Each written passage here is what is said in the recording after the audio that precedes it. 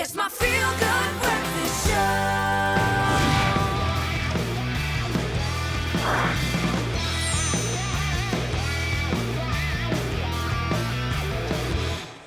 Time for us to talk movies with JP Sebastian on your feel-good breakfast show, Expresso. We're taking a look at movies coming up on the SABC, whether it's SABC 1, 2, or 3 this weekend. And we're going to start off with one called Battle in Seattle. Yes. And a nice little rhyme. Yeah, and in fact it was the name given to what was basically a real battle in real life, although it was protesters versus police. This was based on the 1999 WTO protest in Seattle. Surprise, surprise. It was about 60,000 protesters who largely were peaceful, and then, well, police came with gas, pepper spray, etc., and instigated. Violent. Yes, or I suppose, you know, some people might call that productive because it got news press for the first time once the violence started, however you want to put it. It was just property damage. Anyway, so I don't need to tell anyone, I'm sure, who the WTO is, the World Trade Organization. I'm not going to give you the semester on that. I'm sure we hear enough about how they're defending pharmaceutical companies' profits from vaccines being made available to everyone. Yeah, let's focus on the movie. Okay, so the movie is about how the WTO is impoverishing the world and trade liberalization. I mean, this is the facts. It's a political movie. But it's still ongoing. And yeah, I mean, it's the last time we saw, every time one of these meetings happens, which doesn't in America anymore because of this, which basically the protesters feel is a victory, then protests arise because it's a big, serious question. But there are big, serious names attached to it, too. Very big names. Yes, Andre 3000 is the first one there. What's colder than cold? Ice cold. No, it's what's cooler than cool? Ice cool. Jeez, I'm a nerd.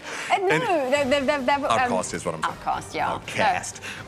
Then Woody Harrelson, Charlize Theron, who you enlightened me was. Well, director of the film is Stuart Townsend, who they used to be an item. Yeah. So I was quite surprised to I didn't know they worked together. Shrug. Tatum's in there. Channing Tatum too, and so it's a lot of big names. Michelle Rodriguez, if I remember correctly. She's in there as well. And so it's very similar to, we were just talking about now about like Contagion, where you're handling a very difficult, large, systemic question. What's right, what's wrong, etc., etc. But you have this all-star cast around it, and how you keep focused then not just on these large, big names and their fancy performances, but everything centered on this very serious question that we're all still trying to answer. Apparently the movie does it quite impressively, so it balances itself out between being quite pulse racing and all that kind of stuff, but also trying to hit the nail on the head about how do we discuss how to democratize organizations like this, etc., etc. There we go. Well, Battle in Seattle, you can catch that tonight. It's on SABC 3 at 9:30. And then another movie coming up tomorrow, if you're looking for some entertainment, at 2:30. The movie is Tanhaji. Tanhaji, the Unsung Warrior. I love that poster so much. The dude is on fire and he's unfazed. He has no worries to give about that at all. And so this is also, suppose, based on well, it's based on a true battle between it was the Mughal Empire in India and the Maratha Empire in India. And everything hinges on this one fort that's now held by the Mughal Empire, and the Marathas have designs on taking this fort back because they used to own it. What you're looking at there is the mother who says, I long to see the day before, you know, my twilight comes, before my end comes, to see our saffron flag wave above the fort once more. And I think, like, what did I get my mother for Valentine's Day? I didn't take a fort for her. I mean, Valentine's Day, Mother's Day, like a foot spa at most. But, oh, but that's still special. Yeah, well, maybe I'll steal her a fort someday. Anyway, until then, we'll talk about Tanhaji, which was set in 1670. Is when the famous battle happened. And yes, apparently, like, really roped kind of crazy things like that happened. It's very similar, as you can see, to the 300 in its style. So if that's your kind of thing. I actually am keen to see this one this weekend. This will be 2:30 on SABC 3 on Saturday. Yeah. Because, you know, we know everything from Gladiator to the 300. We even know The Last Samurai. But there's so much we don't know about, like, huge battles about how nations formed and how empires formed from a lot of Asia, Latin America, etc., etc. Hey, when are we going to get on, you know, another Shaka Zulu movie? Who knows?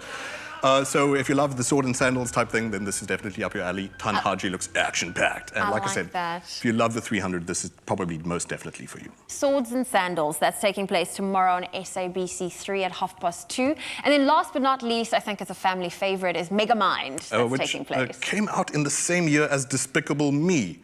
and it feels very similar in his story because you've got a dude who's like, isn't sure if he's evil just yet and is trying to find his way through the world, identify himself as the evil hero who might be the good guy, who might be the bad guy. Megamind is voiced by Will Ferrell, it's Tina Fey, who's the love interest. Brad Pitt is the main bad guy, good guy, or the antagonistic good guy.